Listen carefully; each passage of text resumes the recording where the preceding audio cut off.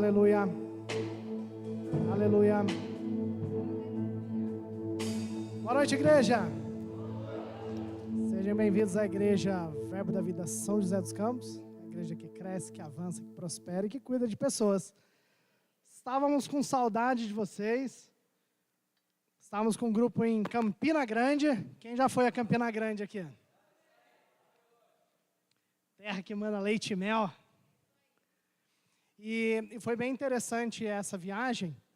E sempre quando a gente vai lá, a gente tem contato com tudo aquilo que o ministério tem feito e faz. E dessa vez foi um pouquinho diferente. A gente teve contato com transformações que, através das igrejas do nosso ministério, cidades foram alcançadas. Você se alegra com isso? O seu ministério hoje tem mais de 520 igrejas espalhadas no Brasil e no mundo. E grandes coisas Deus tem feito através do nosso ministério. E uma das coisas que nós tivemos contato lá foi com um projeto que cuida de crianças. E hoje eles já avançaram bastante, o projeto está bem grande, mas eu queria pedir uns minutinhos da sua atenção para o primeiro vídeo, para a gente, a partir dele, começar essa nossa jornada da noite de hoje. Amém? Solta o vídeo. Vive, posso crer no amanhã, porque ele vive. Temor não há. Declare bem forte. Mas eu venho.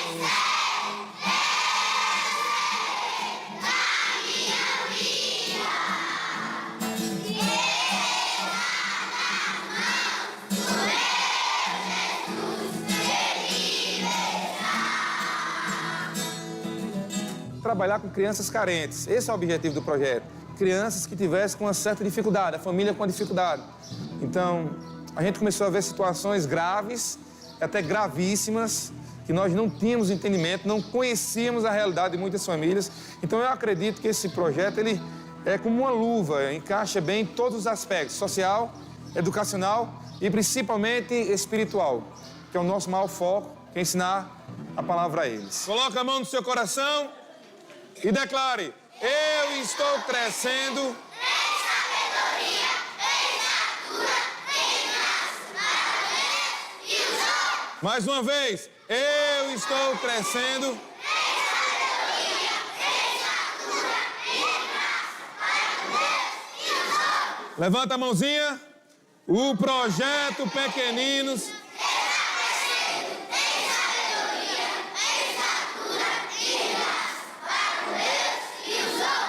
Salmos.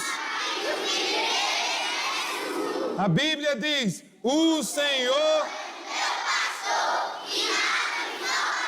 Orando, o Senhor trouxe em meu coração a passagem de Lucas, que Jesus fala que devemos deixar vir a Ele os pequeninos, pois de tais é o reino dos céus, é o reino de Deus. E na mesma noite o Senhor começou a trazer ao meu coração todo o projeto. Nós estamos vendo uma realidade daquilo que veio direto do coração de Deus para o nosso. E eu sei que foi 100% direcionado pelo Espírito. Não tem um dedo de homens aqui, mas sem sombra de dúvidas, veio direto dos céus.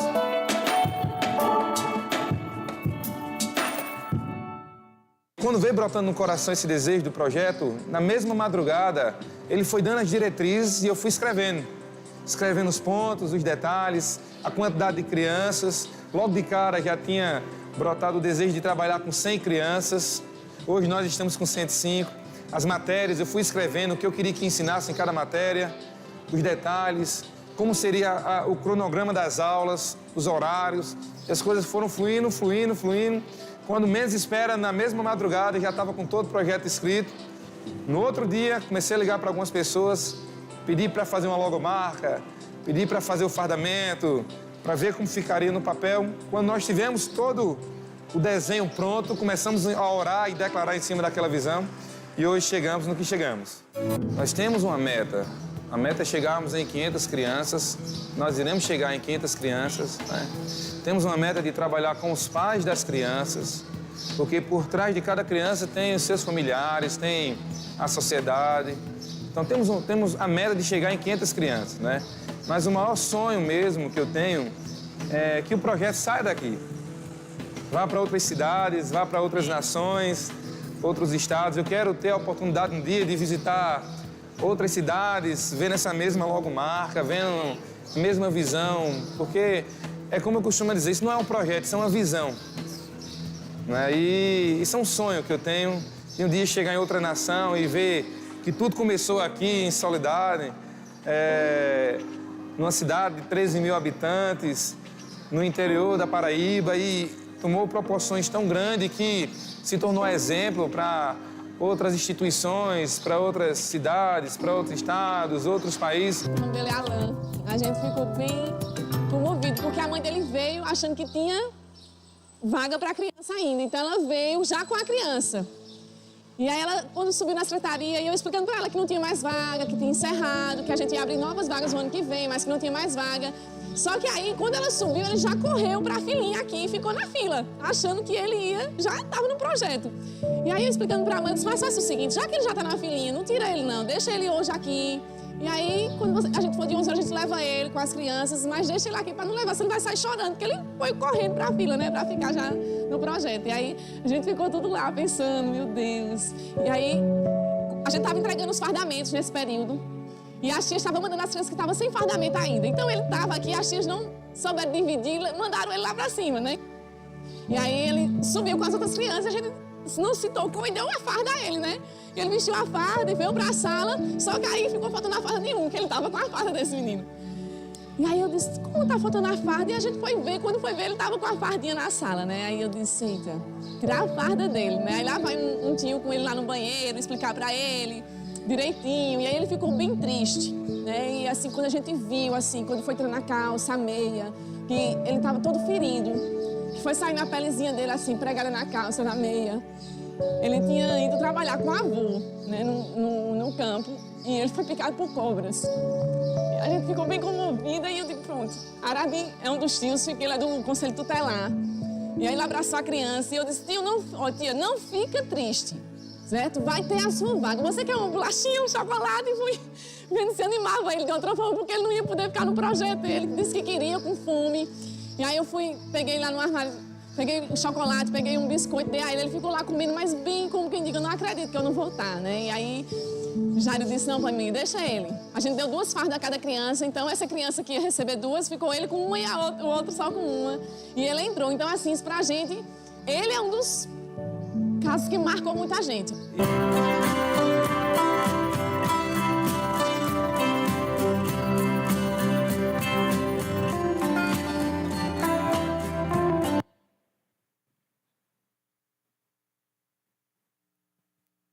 Amém?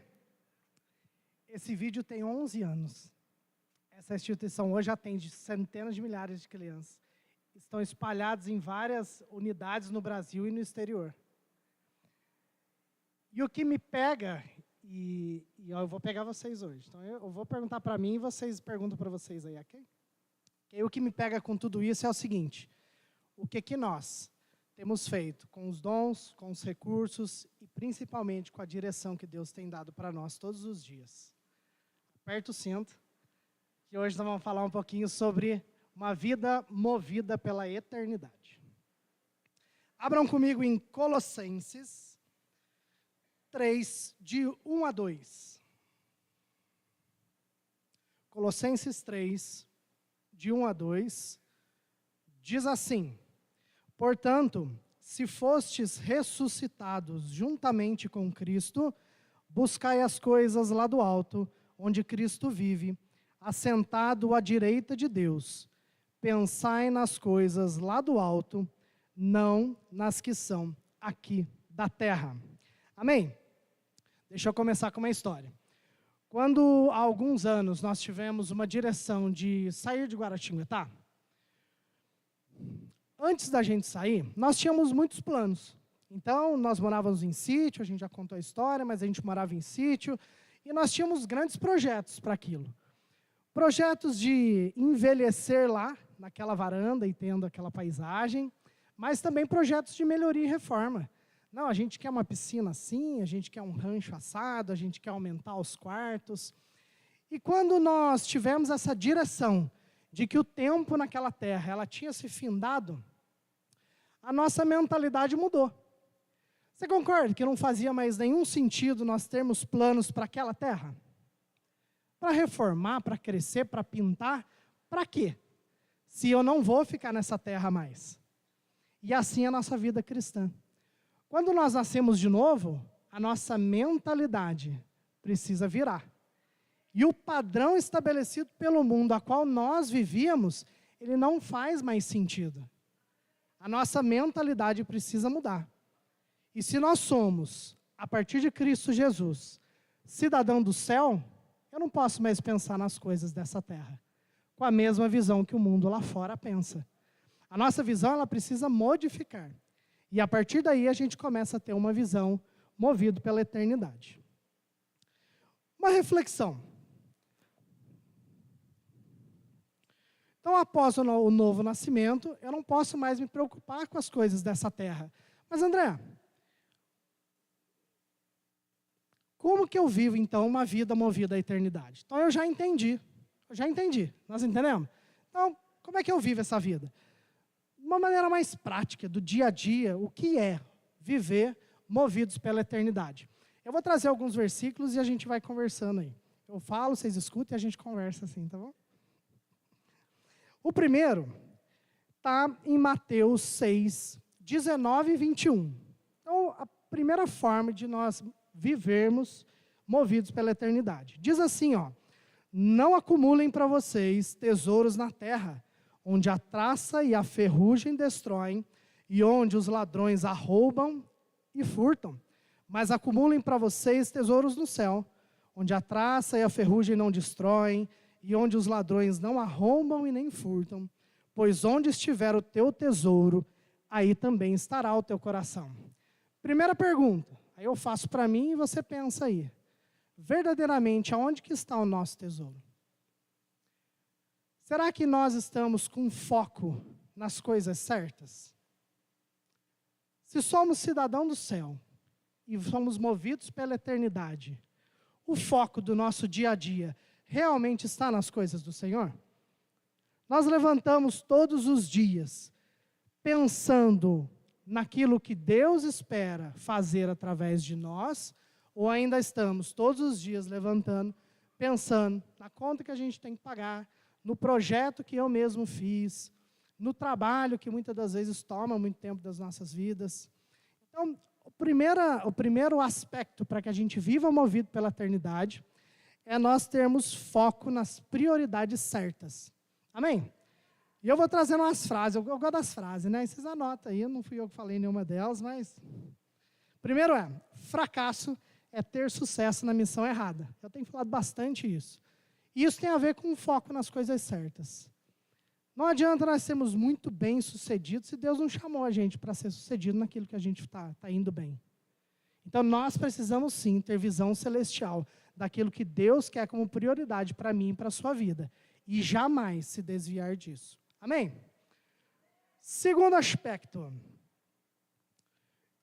Está em 1 Coríntios 10, 31.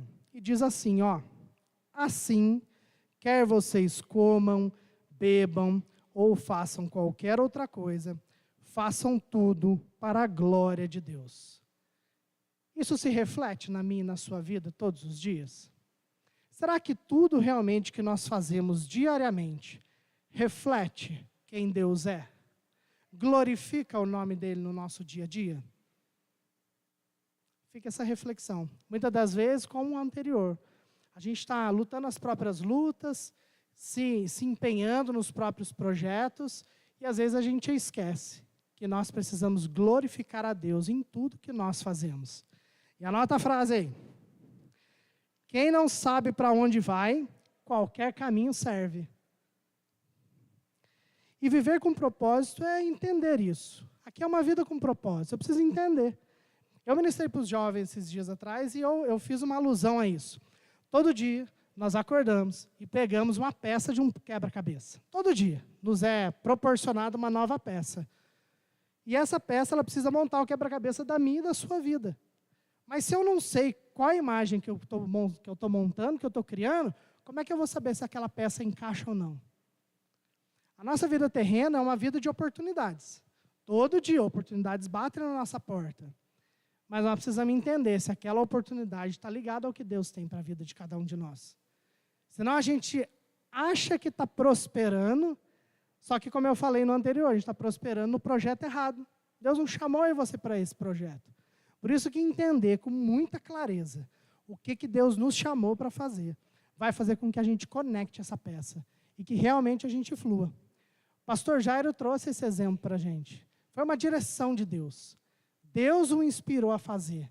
E ele deu o primeiro passo e saiu fazendo. E a partir daí, Deus prosperou em tudo que ele fez. Deus conectou. E a gente olha um projeto como esse hoje, nós que tivemos lá, lindo, lindo, excelência, maravilhoso. É o prédio mais bonito da cidade.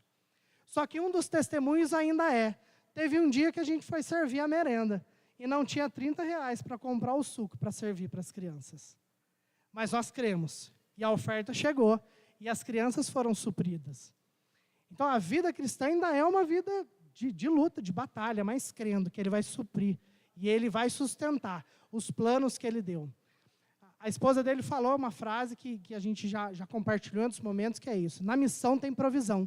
Então, você precisa entender o teu propósito e creia que Deus vai sustentar, Deus vai suprir e você vai alcançar aquilo que você precisa alcançar.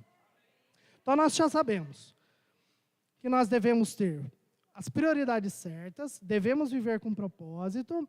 Terceiro, nós devemos ter confiança em Deus nas tempestades. Em 2 Coríntios 4,17, diz assim, pois os nossos sofrimentos, leves e momentâneos, estão produzindo para nós uma glória eterna, que passa mais do que todos eles. Anotem a frase aí. Adversidade é terreno fértil para milagres.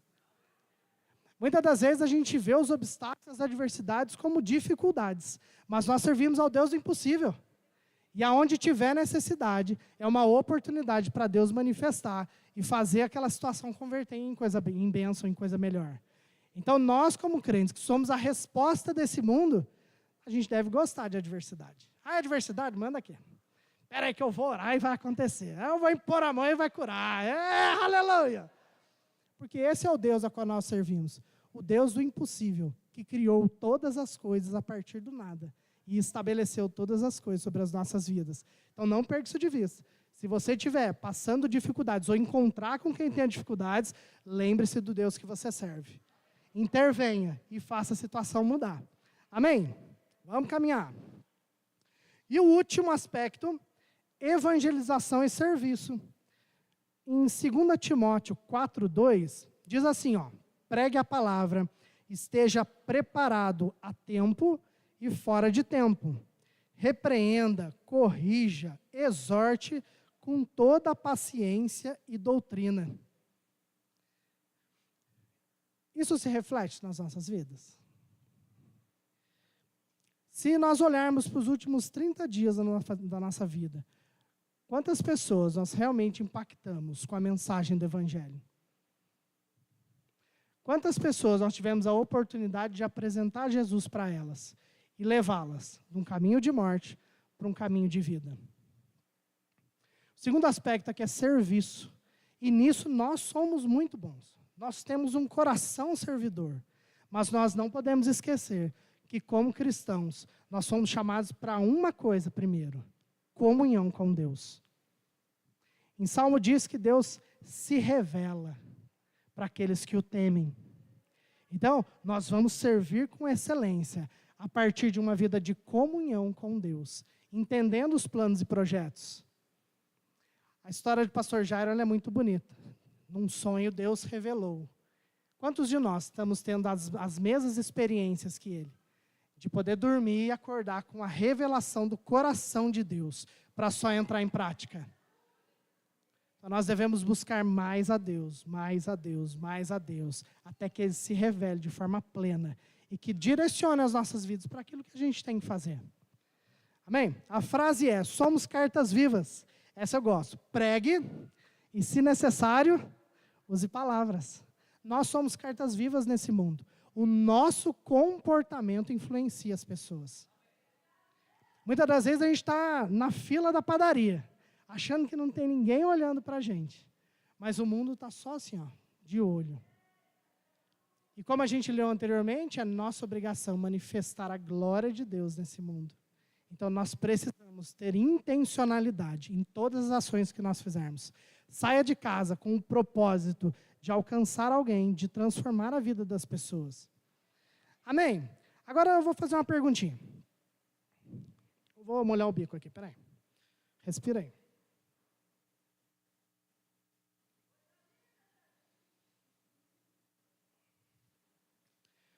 Falamos de 4 aspectos básicos, amém? É alguma novidade para nós esses aspectos?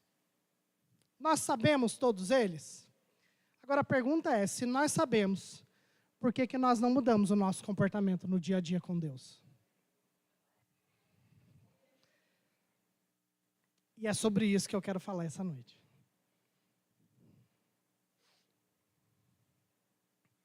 Nós tivemos essa semana reunião de homens. Quem esteve aqui? Quem participou? E quem não levantou a mão estava onde mesmo? Amém. Então, perdoados, mas na próxima venha, né, pastor? Tivemos um momento de mesa, um momento fantástico, onde nós podemos expor mesmo nossas fragilidades, o nosso coração, ser ministrado por quem está na liderança, por quem está junto. E uma das discussões que nós levantamos nessa semana foi um pouco sobre isso, sobre esse questionamento que eu fiz. A pessoa ela tem uma direção de Deus, ela tem uma clareza sobre o que Deus falou com ela, mas ela não entra em ação. Ela vai ficando estagnada, ela não avança. E a pergunta nossa foi essa, mas por quê? Por que será que isso acontece com as pessoas? Porque se a pessoa tem uma direção de Deus, e ela reconhece que tem, porque aí ela busca o aconselhamento e fala, Deus falou comigo. Aleluia. Mas a pessoa não entra em ação. E um dos pontos que a gente discutiu foi a respeito de discípulos. E aí eu pergunto para vocês, hoje nós somos discípulos ou só seguidores de Jesus? Muitas das vezes o nosso comportamento diário é o de ser seguidor de Jesus. Eu curto, comento, compartilho, mas na hora de verdadeiramente seguir os preceitos, entrar em ação, doa o que doer, eu prefiro ficar na retaguarda. E falo, vai ter gente lá para fazer, fique em paz, eu sei do meu chamado, mas eis que há tempo para todas as coisas. Se o pastor Jairo tivesse dado esse tempo para todas as coisas, milhares de crianças ainda estariam em condição de extrema pobreza. Eu não coloquei nesse vídeo, mas o testemunho dele, quando ele abriu a ONG, foi que ele visitou uma família de uma mãe solteira com 7 filhos. E as crianças acamadas, uma miséria tremenda, e o que marcou a vida dele é que uma das crianças estava se alimentando num pote de manteiga. E esse pote de manteiga tinha restos de comida. E enquanto com uma mão ela botava a comida na boca, com a outra ela afastava o rato, que estava querendo comer a mesma comida. Aqui é só um exemplo, tá? É chocante, mas é só um exemplo. Deus todos os dias nos dá direção, nos dá provisão, nos dá dons, nos dá talento, mas a gente prefere às vezes dar um passinho atrás e falar, daqui a pouco isso vai dar certo. Nossa, mas eu vou na igreja todo dia. Nossa, mas estou todo dia na escala. Aí eu vou dando passinho para trás. Passinho para trás. E a gente esquece que a vida cristã é uma vida sem escala. Porque a hora que eu levanto até a hora que eu durmo, eu sou crente 100%. Eu comentei com o pastor Anderson, e vai ficar para uma próxima oportunidade. O João ministrou muito bem aqui na semana passada, e ele tocou num ponto que a gente fala bastante, que é sobre o secreto. Nós precisamos ir para o secreto. Nós precisamos ir para o secreto. E a palavra diz que quem já pisou no Santo dos Santos em outro lugar não sabe viver. Aí a minha pergunta é, por que é que nós ainda estamos saindo do secreto? Se o secreto é onde nós temos que permanecer o dia todo. Talvez a gente ainda esteja com a mentalidade de, eu vou para o secreto, eu entro na presença de Deus, aí eu solicito tudo aquilo que eu quero, aí eu dou um PT saudações para Deus e vou viver a minha vida. Sendo que a vida cristã ela é uma vida de plenitude. Nós não passamos mais do que 10 minutos sem orar. Orando, mas a gente não passa mais do que 10 minutos sem orar. É uma vida de intimidade com Deus. E se eu não buscar a intimidade plena com Deus e entender a revelação do que Ele quer fazer através de mim, eu não vou conseguir impactar o mundo lá fora. E talvez eu mesma viva os mesmos ciclos. Eu me liberto aqui, daqui a 6 meses eu estou no mesmo problema, aí eu me liberto, daqui a 6 meses eu estou no mesmo problema, e a gente vive uma vida assim, ó, sempre debatendo nos mesmos problemas. Por isso, novamente a pergunta, nós somos seguidores ou discípulos de Jesus? E nessa conversa, algumas reflexões me pegaram bastante com relação a isso. Põe o vídeo 2 para mim. Esses são só 30 minutos. E assim, a minha oração é que muitas pessoas sejam feridas. Amém. Uma ferida de amor. Eu acho que é muito pontual você estar aqui hoje, porque o Senhor tem nos chamado a isso como comunidade, sabe? A gente está no meio de um jejum agora, e aí eu falei para eles, gente, nós vamos jejuar, e a oração é só uma, o Senhor nos mostra. Abre os nossos olhos. Amém. Abre os nossos olhos. A nossa oração é, o que é que Saulo viu? A ponto de dizer, considero tudo como perda. Tudo virou esterco. Entendeu? O que é que João viu naquela ilha de Patmos? Que fez ele cair no chão como morto. O que Isaías viu? Entendeu? Com quem que Abraão almoçou? Entendeu? Quem é que estava naquela fornalha? Entendeu? O que é que eles viram? Que nos tira desse lugar raso e nos coloca numa radicalidade de alguém que viu algo. Porque, assim, de verdade, eu estou cansado de ser o professor, entendeu? Sabe, Deus tem falado muito isso, de tipo, cara, eu não chamei vocês para serem pregadores, eu chamei vocês para serem testemunhas. Só que testemunha fala do que viu, né? Não só do que leu, que aprendeu, mas do que viu, do que ouviu, do que as minhas mãos apalparam. Do que experimentou. Ser né? testemunha, ter uma vida prática daquilo que você está contando, né? É. E não é ocasional que a palavra testemunha venha do grego, martus, né? Sim. Alguém que experimentou uma verdade tão profunda que está pronto para dar a sua vida em função do que crê. Sim.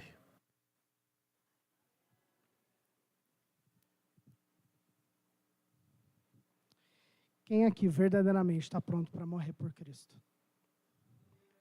Somente essa experiência radical vai fazer com que verdadeiramente a gente viva o evangelho que é proposto nas Escrituras. Não o evangelho de acomodação, mas o evangelho de ação. O evangelho de verdadeiramente destruir as obras de Satanás, de preparar o caminho para a segunda volta de Jesus. E se nós não tivermos essa radicalidade, nós vamos estar todos os dias da mesma forma. Nossa, quinta-feira, tem que ir lá no culto. Nossa, se eu não for, o pastor vai brigar comigo. Nossa, mais uma escala, deixa eu preparar rapidinho aqui, porque eu estou na escala e eu preciso estar lá na igreja 1 hora antes. A radicalidade por Jesus vai fazer com que essas pequenas coisas não sejam nenhuma barreira para a gente viver a plenitude daquilo que Deus quer fazer através de nós. Eu tenho uma frase que eu dizia, eu precisei adaptá-la nesse momento pós-pequeninos. Que ela diz assim, Deus faz por mim, Deus faz através de mim. Só que a adaptação agora dela ficou assim, Deus faz por mim, enquanto Ele faz através de mim. Nós precisamos entrar em ação, igreja. O mundo lá fora está perdido. As pessoas estão com necessidades. Vazios existenciais estão crescendo cada vez mais. Nós discutimos na última reunião de homens um pouco sobre essa geração. Uma geração sem referência. Uma geração que depende de mim e de você, para que realmente nós possamos dar uma direção a eles. Uma geração perdida. E essa geração tem, de certa forma, influenciado a Igreja de Cristo. Então, hoje, muitas das vezes, nós gostamos do espetáculo, da experiência, do mover. Mas e a renúncia? Como o Douglas falou no vídeo, o que João viu? O que Moisés viu? O que eu e você vimos que vai fazer com que a gente não olhe para trás? Com que a gente realmente pegue a mão no arado e não volte? Para que a gente possa falar como os discípulos falaram, para onde irei se só tu tem as palavras de vida eterna? Então nós precisamos virar essa chave. E aí eu fiz 2 questionamentos. E eles podem parecer um pouco pesados, mas é importante que a gente reflita isso. Aqui é uma auto-reflexão profunda da nossa vida. Para que a partir de amanhã, a gente alinhe o que precisa ser alinhado, corrija o que precisa ser corrigido, e se tudo estiver bem, é só uma vacina para nós, amém? Aí eu fui refletir, por quê? Por quê? Foi a pergunta que a gente fez, mas por quê? Que as pessoas, mesmo sabendo, mesmo conhecendo, mesmo sabendo os princípios, a gente no dia a dia acaba não fazendo. E a primeira resposta que me veio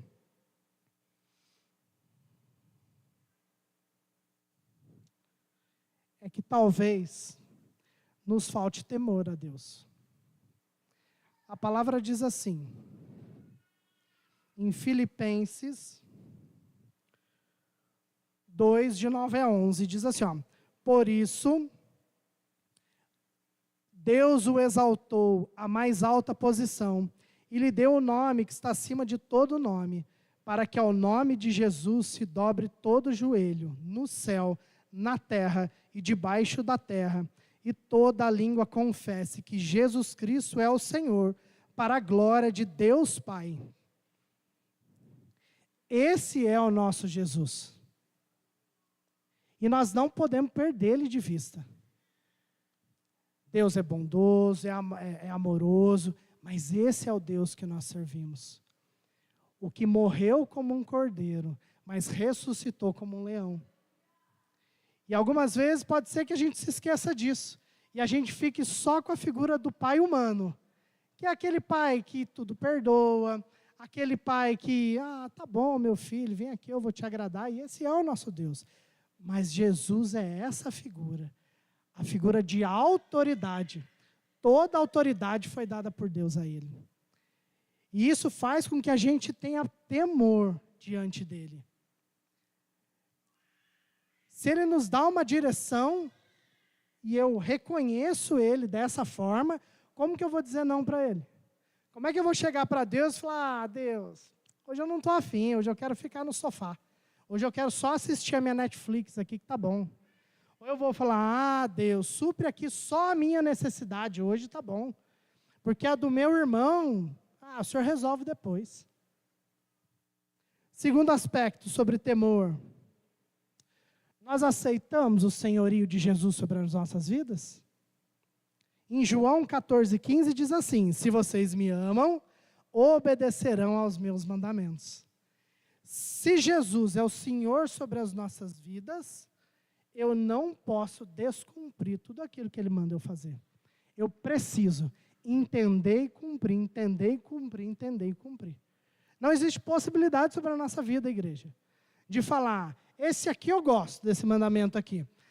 Mas esse aqui, deixa esse aí, amanhã a gente resolve. Porque Deus é bom o tempo todo. Eu peço perdão e Ele me perdoa. Eu peço perdão e Ele me perdoa. Então, nós não podemos deixar de vista o senhorio de Jesus sobre as nossas vidas. E o terceiro aspecto sobre temor, está lá em Mateus 28, 19, diz assim, ó. Ide, portanto, e façam discípulos de todas as nações, batizando-os em nome do Pai, do Filho e do Espírito Santo. Aqui é o reconhecimento de uma ordenança. Deus nos deu uma ordem, irmãos, e nós precisamos cumpri-la. Haja o que houver, como a gente confessa na escola de ministro, haja o que houver, doa o que doer. Nós precisamos pagar o preço de cumprir o ID que Jesus deixou para que nós façamos. A partir do vídeo nós falamos, nós estamos prontos para morrer por Jesus? Foi isso que aconteceu com os discípulos. Jesus formou discípulos, pessoas que continuaram aquilo que Ele deixou. Eles simplesmente não olharam para trás, não olharam para suas limitações, foram revestidos pelo Espírito Santo e fizeram aquilo que precisa fazer. Hoje todos nós também somos revestidos pelo Espírito Santo. O Espírito Santo mora dentro de nós. Mas a gente precisa pagar o preço de deixar de ser um seguidor de Jesus e verdadeiramente virar um discípulo. Amém, igreja? Está todo mundo animado aí, pastor? Vai ficar bom, gente. Deus é maravilhoso. Aqui é só para refletir. E o segundo aspecto, nós falamos, será que nos falta temor? E o segundo aspecto é, será que nos falta convicção? Porque talvez a gente realmente tenha temor, eu acredito nisso. Vou até mudar minha fala, nós temos temor ao Senhor. Por isso que nós cumprimos o que está escrito. Mas e a convicção de que Deus me chamou, te chamou e nos deu algo para ser feito? A convicção é o que o vídeo nos trouxe. Você está disposto a morrer por uma convicção? Você está disposto a abrir mão de tudo? Você está disposto? Lá a gente teve um outro contato com uma outra congregação de uma cidadezinha muito pequena. E o apóstolo Guto comentou sobre isso, quando ele foi fazer o convite. Ele foi levantar um pastor de lá, e o pastor de lá é um americano, de Detroit. Antes de falar com o americano, ele comentou, falou, eu vou falar com ele, mas eu acho que ele não vai aceitar. Porque ele é de Detroit. Ele está acostumado com a América, com a prosperidade. Ele não vai vir para essa cidadezinha desse, não tem nem tamanho para fazer cidadezinha. Mas eu vou falar. E ele falou. E a resposta do pastor foi, pastor, nós vamos. Porque a minha oração para o Senhor tem sido, me mande para onde ninguém mais quer ir. Me mande para onde realmente eu faça a diferença. E é essa convicção que nós precisamos ter. Nós não podemos abrir mão dos nossos valores, dos nossos pilares, e não podemos abrir mão daquilo que Deus tem dito e falado sobre a minha e sobre a sua vida. Não abra mão. E como eu mencionei anteriormente, a provisão na missão. Muitas das vezes é o dinheiro que nos para, né? Não, eu vou para as nações, Ok, preciso fazer o curso lá de Escola de Missões em Campina Grande. Ah, mas não cabe no meu bolso. Nossa, mas como é que eu vou abandonar aqui o meu trabalho, a minha família? Quando existe uma convicção, nós abrimos mão de qualquer coisa para cumprir a vontade de Deus. Amém? Fique comigo.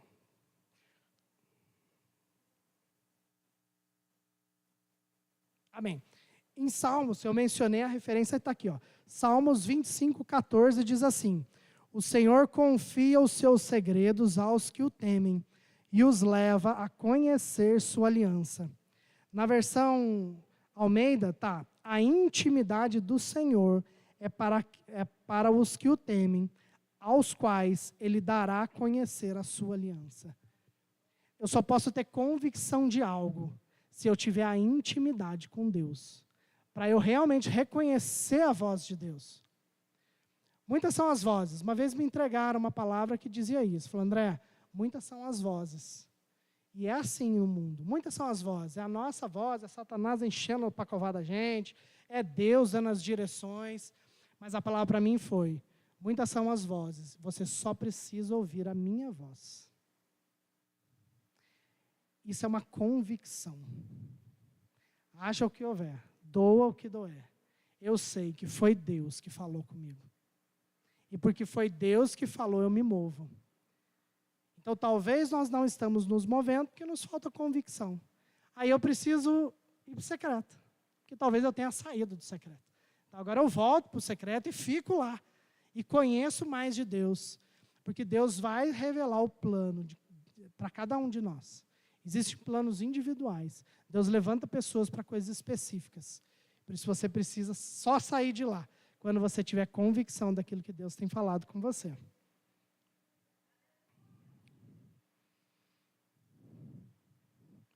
Vocês estão felizes comigo ainda? E para finalizar, eu quero trazer uma palavra de esperança para vocês. Música? Fique à vontade. Ô, gente, eu tô que nem Gideão essa semana. Eu estava revendo os ministros que passaram por aqui. Aí passou o pastor Greg, Sabrina, João. Eu falei, meu Deus, o meu clã é o menor de Manassés. Eu sou o menor da minha família. Eu vim até que nem o pastor Greg, eu vim de azul para ficar mais bonito. Brincadeira, gente, para finalizar.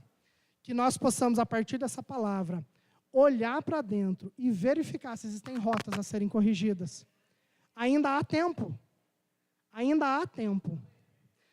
Manuel Dias disse em uma das ministrações em Campina Grande que da nossa obediência depende a vida das pessoas. Não podemos negligenciar aquilo que Deus colocou sobre a mim e sobre a sua vida, porque pessoas precisam ser impactadas com aquilo que eu e você carregamos. E para poder finalizar, eu fui para Apocalipse.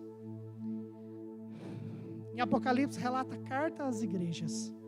E eu queria ler aqui rapidamente as cartas, para que a gente possa corrigir a rota antes que seja tarde. E a palavra diz assim, ó: Igreja de Éfeso, contra você, porém, tenho isto: você abandonou o seu primeiro amor. Igreja de Pérgamo, no entanto, tenho contra você algumas coisas. Você tem aí pessoas que se apegam aos ensinos de Balaão, que ensinou Balaque a armar ciladas para os israelitas, induzindo-os a comer alimentos sacrificados aos ídolos e a praticar imoralidade sexual. De algum modo, você também, os que se apegam aos ensinos dos nicolaítas. A igreja de Tiatira, no entanto, contra você tenho isso: você tolera Jezabel, aquela mulher que se diz profetiza. Com seus ensinos ela induz os meus servos à imoralidade sexual e a comerem alimentos sacrificados aos ídolos. A igreja de Sardes, conheço as tuas obras. Você tem fama de estar vivo, mas está morto. Esteja atento, fortaleça o que resta e o que estava para morrer, pois não achei suas obras perfeitas aos olhos do meu Deus. E a igreja de Laodiceia, conheço as suas obras, sei que você não é frio nem morno. Melhor seria que fosse frio ou quente. Frio ou quente, né? Melhor seria que fosse frio ou quente. Assim, porque você é morno, não é frio nem quente, estou a ponto de vomitá-lo da minha boca. Todas essas igrejas tiveram coisas boas, mas Apocalipse registra aquilo que eles deixaram de fazer. Então, que a gente, como cristão, possa não se perder na jornada. O apóstolo Paulo nos ensina isso, que nós devemos perseverar até o fim. A coroa da justiça será para aqueles que perseveram, para aqueles que cumprem a sua carreira. E a minha mensagem de esperança para mim e para você hoje é o que a Bíblia registra acerca das igrejas de Esmirna e Filadélfia, que não tiveram nada contra. E a palavra diz assim: conheço as suas aflições e a sua pobreza, mas você é rico. Conheço a blasfêmia dos que se dizem judeus, mas não são, sendo antes sinagoga de Satanás. Não tenha medo do que você está prestes a sofrer. O diabo lançará alguns de vocês na prisão para prová-los, e vocês sofrerão perseguição durante 10 dias. Seja fiel até a morte, e eu lhe darei a coroa da vida. E a igreja de Filadélfia, ele diz: conheço as suas obras. Veja, coloquei diante de você uma porta aberta que ninguém pode fechar. Sei que você tem pouca força, mas guardou a minha palavra e não negou o meu nome. Visto que você guardou a minha palavra de exortação, a perseverança, eu também o guardarei da hora da provação que está por vir sobre todo o mundo, para pôr à prova os que habitam na terra. Ainda há tempo de corrigirmos rotas e percursos, para que a gente atinja o alvo, aquilo que foi proposto sobre a nossa vida. Jesus está muito às portas, e nós temos os dois cuidados: cuidar de nós, para cumprir aquilo que Ele mandou, e alcançar os de fora, com a palavra do Evangelho. E antes que Jesus volte, eu e você podemos ir antes, Porque se chamarem a nossa senha, o nosso tempo acabou. Então ainda há tempo. Corrijam o que precisa ser corrigido. Reajustem as rotas que são necessárias. E alcance tudo aquilo que Deus tem para mim e para a sua vida. Amém?